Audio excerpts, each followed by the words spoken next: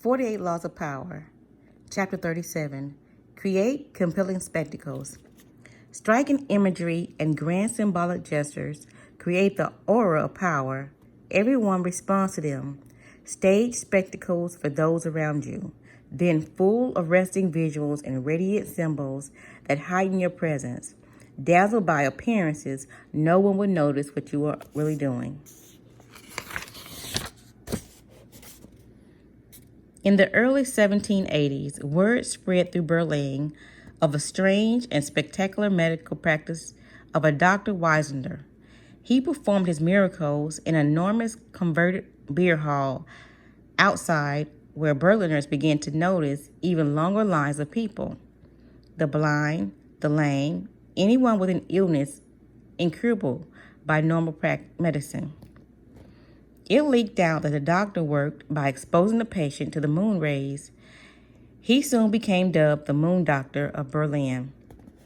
Sometime in 1783, it was reported that Dr. Weiler had cured a well-to-do woman of a terrible ailment. He suddenly became a celebrity. Previously, only the poorest Berliners had been seen waiting outside the beer hall in their rags. Now, magnificent carriages were parked outside, and the gentlemen's frock coats and the ladies with enormous coffers lined the street as sunset drew near. Even folk with the mildest of ailments came out of sheer curiosity. As they waited in line, the poorest clients would explain to the gentlemen and ladies that the doctor only practiced when the moon was in crescent phase. Many would add that they themselves had already been exposed to the healing powers he called forth from the rays of the moon. Even those who felt cured kept coming back, drawn by this powerful experience. In the beer hall, a strange and stirring spectacle greeted the visitor. Packed in the entrance hall was a crowd of all classes and ethnic backgrounds. A veritable Tower of Babel. Through tall windows on the northern side of the hall, silvery moonlight poured it at odd angles. The doctor and his wife, who, it seemed, was able to effect the cure, practicing on the second floor, which was reached by a stairway at the end of the hall. As the line edges closer to the stairs, the sick would hear shouts and cries from above, and word was spread of it, perhaps a blind gentleman suddenly able to see. Once upstairs, the line would fork into two different directions, toward a northern room for the doctor and a southern room for his wife, who worked only on the ladies. Finally, after hours of anticipation and waiting in line, the gentleman patients would be led before the amazing doctor himself, an elderly man with a few stalks of wild gray hair and an air of nervous energy. He would take the patient, let us say a young boy brought in by his father, uncover the affiliated body parts, and lift the boy in the window, which faced the moon. He would rub the site of the injury or illness, mumble something unintelligible, look knowingly at the moon, and then, after collecting his fee, send the boy and his father on their way. Meanwhile, in the south-facing room, his wife would be doing the same with the ladies, which was odd, really, since the moon cannot appear in two places at once. It cannot have been visible, in other words, from both windows.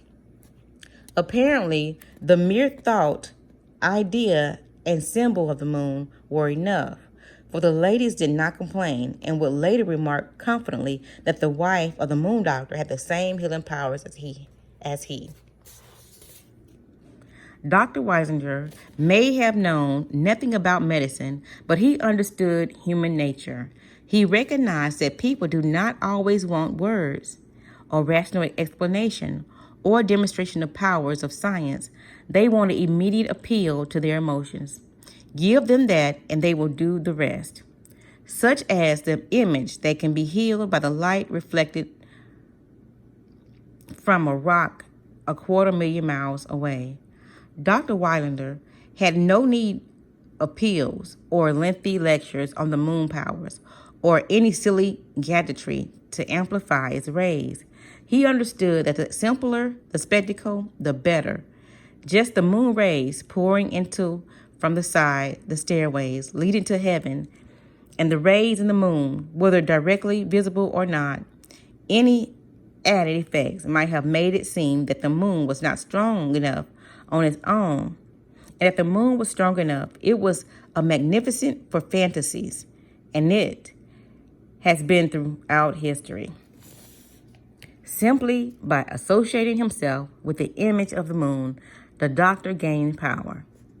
Remember, your search for power depends on shortcuts. You must always circumvent people's suspicion, their perverse desire to resist your will. Images are an extremely effective shortcut, bypassing the head, the seat of doubt and resistance. They aim straight for the heart, overwhelming the eyes. They create powerful association, bringing people together and stringing their emotions. With the white light and the moon in their eyes, your targets are blinded to the deception you practice. In 1536, the future King II of France took his first mistress, Diane de Poitiers. Diane was 37 at the time and was the widow of the Grand Seneschal of Normandy. Henry never was a sprightly lad of 17 who was just beginning to sow his wild oats. At first, their union seemed merely platonic, with Henry showing an intensely spiritual development to Diane. But it soon became clear that he loved her in every way, preferring her bed to that of his young wife, Catherine de Medici. In 1547, King Francis died and Henry ascended to the throne. This new situation posed perils for Diane de Poitiers. She had just turned 48, and despite her notorious cold baths and rumors, youth potions, she was beginning to show her age. Now that Henry was king, perhaps, he would return to the queen's bed and do as other kings had done, choose mistresses from the bevy of beauties who made the French court the envy of Europe. He was, after all, only 28 and could cut a dashing figure. But Diane did not give up so easily. She would continue to enthrall her lover as she had enthralled him from the past 11 years. Diane's secret weapons were symbols and images to which she had always paid great attention. Early on in her relationship with Henry, she had created a motif by entwining her initials with his to symbolize their union. The idea worked like a charm. Henry put their insignia everywhere on his royal robe and on monuments on churches on the facades of the Louvre, then the royal palace in Paris. Diane's favorite colors were black and white, which she wore exclusively, and wherever it was possible, the insignia appeared in these colors. Everyone recognized the symbol and its meaning. Soon after Henry took the throne, however, Diane went still further. She decided to identify herself with the Roman goddess Diane, her namesake. Diana was the goddess of the hunt, the traditional royal pastime, and the particular passion of Henry. Equally important, in the Renaissance art, she symbolized chastity and purity.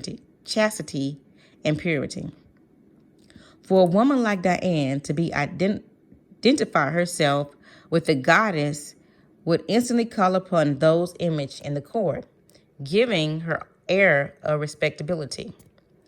Symbolizing her chaste relationship with Henry, it would also set her apart from the adulterous liaisons of royal mistresses past. To effect this association, Diane, by completely transforming her castle at Anet, she raised the building structure and in its place erected a magnificent Doric column edifice model after a Roman temple. It was made in white Normandy stone, flecked with black silex, reproducing Diane's trademark colors of black and white. The insignia of her and Henry's initials appeared on the columns and doors and the windows, the carpet. Meanwhile, symbols of Diane, crescent moon, stags, and hounds adorned the gates and facades. Inside, enormous tapestries depicting episodes in their life of the goddess lay on the floors and hung on the walls. In the garden stood famous conjoined sculpture Diane Chasseries, which is now in the Louvre, and which had uncanny resemblance to Diane de Poitiers. Paintings and other depictions of Diane appeared in every corner of the castle. Anet overwhelmed Henry, who soon was trumpeting the image of Diane de Poitiers as a Roman goddess. In 1548, when the couple appeared together in Lyons for a royal celebration, the townspeople welcomed them with a tableau vivant depicting a scene where Diane the Huntress, France's greatest poet of the period, Pierre de Ronsard, began to write verses in honor of Diane. Indeed, a cult of Diane sprang up, all inspiring by the king's mistress. It seemed to Henry that Diane had given herself a kind of divine aura, and if he were destined to worship her for the rest of his life and until his death. In 1559, he remained faithful to her, making her a duchess, giving her untold wealth, and displaying an almost religious devotion to his first and only mistress. Diane Porter was a woman from the modest bourgeois background, managed to capture Henry for over 20 years. By the time he died, she was well into her 60s, yet his passion for her only increased with the years. She knew the king well. He was not an intellectual, but a lover of the outdoors. He particularly loved jousting tournaments with the bright pinnacles, brightly caparisoned horses, and beautifully dressed women. Henry's love of visual splendor seems childlike to Diane, and she played on this weakness of his at every opportunity. Most astute of all was Diane's appropriation of the goddess Diane. Here she took the game beyond physical imagery into the realm of psychic symbol. It was quite a feat to transfer former king's mistress into a symbol of power and purity, but she managed it. Without the renaissance of the goddess, Diane was merely an aging courtisan. With the imagery and symbolism of Diane on her shoulders, she seemed a mythic force destined for greatness. You too can play with images like these, weaving visuals, clues into an encompassing gestalt, as Diane did with her colors and her insignia. Establish a trademark like these to set yourself apart. Then take the game further. Find an example or a symbol from the past that will neatly fit your situation and put it on your shoulders like a cape. It will make you seem larger than life.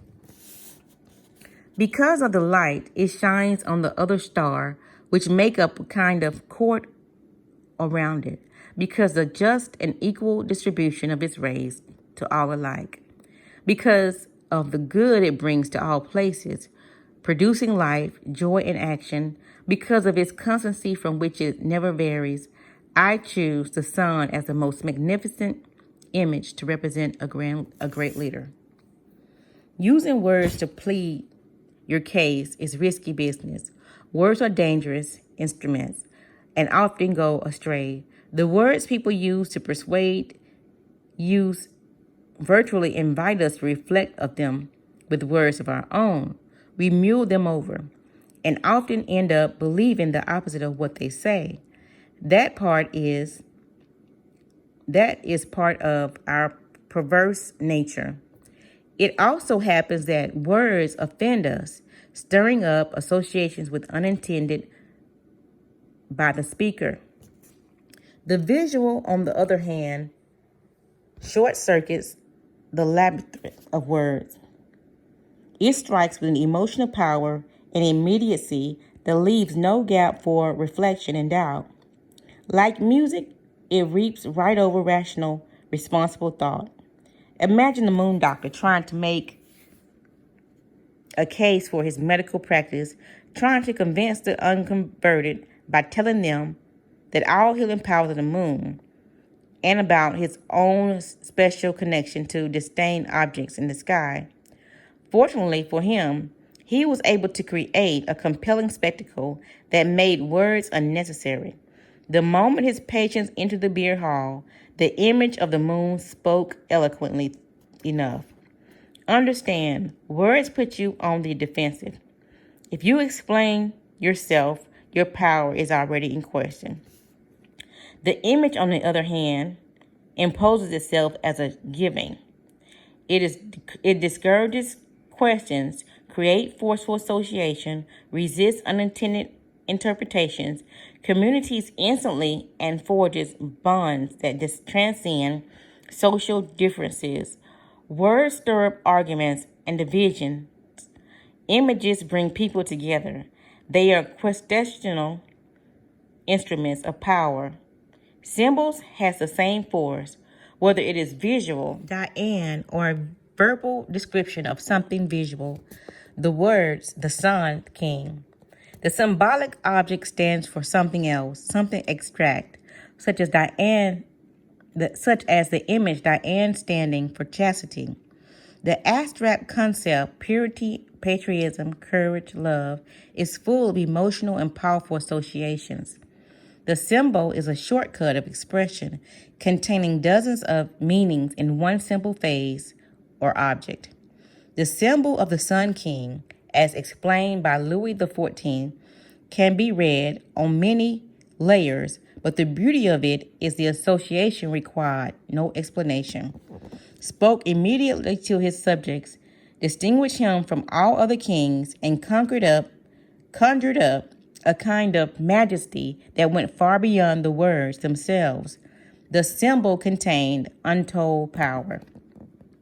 The first step is using symbols and images to understand the primacy of sight among the senses. Before the Renaissance, it has been argued sight and other scenes, taste, touch, and so on, operate on a relatively equal plane. Since then, however, the visual has come to dominate the others and the sense we most depend on and trust. As Gracian said, the truth is generally seen, rarely heard. When the Renaissance painter Fray Felipe Lippi was a captured slave among the Moors, he won his freedom by stretching a draw of his master's on a white wall with a piece of charcoal. When the owner saw the drawing, he instantly understood that the power of a man who could make such an image and let Fray Lippi go. The one image was far more powerful than in any argument the artist could have made with words. Never neglect the way you arrange things visually. Factors like color, for example, have enormous symbolic resonance. When the con artist Yellow Kid Whale created a newsletter touting the phony stocks he was peddling, he called it the Red Letter Newsletter, and had it printed and considerable expense in red ink. The color created a sense of urgency, power, and good fortune. Whale recognized details like these as keys to deception, and do modern advisors and mass marketers.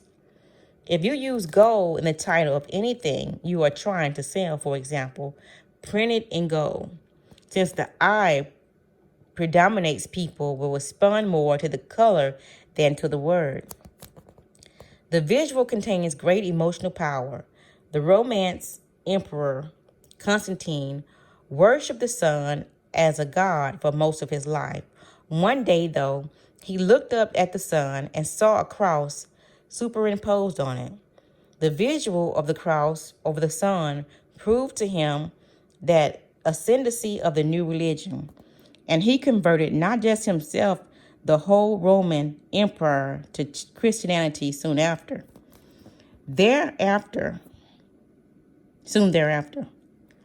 All the preaching and proselytizing in the world could not have been as powerful. Find and associate yourself with the images and symbols that will communicate in the immediate way today. You will have untold power. Most effective of all is a new combination, a fusion of images and symbols that have been seen together before. They have not been seen together before, but that through this association clearly demonstrates your new idea, message, religion. The creation of new images and symbols out of old ones in this way has a poetic effect. Viewers associate rampant, giving them a sense of participation. Visual images often appear in a sequence, and in order which they appear creates a symbol. The first to appear, for instance, symbolizes the power. The image at the center seems to have central importance. Near the end of World War II, orders came down from General Eisenhower that American troops were to lead away into Paris after its liberties from Nazis. The French General Charles de Gaulle, however, realized that this sequence would imply that Americans now commanded the fate of France. Through much manipulation, de Gaulle made certain that he and the French 2nd Armored Division would appear at the head of liberating force. The strategy worked. After he successfully pulled off this stunt, the Allies started treating him as the new leader of an independent France. De Gaulle knew that a leader has to locate himself literally at the head of his troops. This visual association is crucial to emotional response that he needs to elicit. The things in the game of symbol is it is important, no longer impossible, to pose as a sun king or to wrap the mantle of Diana around you. You can associate yourself with such symbols more indirectly. And, of course, you can make your own mythologically out of figures from more recent history. People who are comfortably dead, but still powerfully associative in the public eye. The idea is to give yourself an aura, a statue that your normal banal appearance simply will not create. By herself, Diane de Porter had no such radiant powers. She wasn't as human, as ordinary as most of us. But the symbol of elevated her above the human lot and made her seem divine. Using symbols also has a court-like effect, since they often gentler than brutish words. The psychotherapist Dr. Milton H. Erickson always tried to find symbols and images that would communicate to the patient in ways that words cannot. When dealing with a severely troubled patient, he would now question him directly, but would talk about something irrelevant, such as driving through the desert in Arizona, where he practiced in the 1950s. In describing this, he would eventually come to an appropriate symbol for what he suspected as the man's problem. If he felt the patient was isolated, says Dr. Erickson, would talk of a single ironwood tree and how its association left it battered by the winds. Making an emotional connection with the tree as a symbol, the patient would open up more readily to the doctor's probing. Use the power of symbols as a way to rally, innate, and unite your troops or team. During the rebellion against the French crown in 1648, those loyal to the king disparaged the rebels by comparing them to slingshots, in French, fondies. The little boys used to frighten big boys. Cardinals de Retz decided now as the frondu, and the rebels as frondeurs. They began to wear sashes in their hats and symbolized the slingshot, and the word became their rally cry. Without it, rebellions might as well have petered out. Always find a symbol to represent your cause. The more emotional association, the better. The best way to use images and symbols is to organize them into a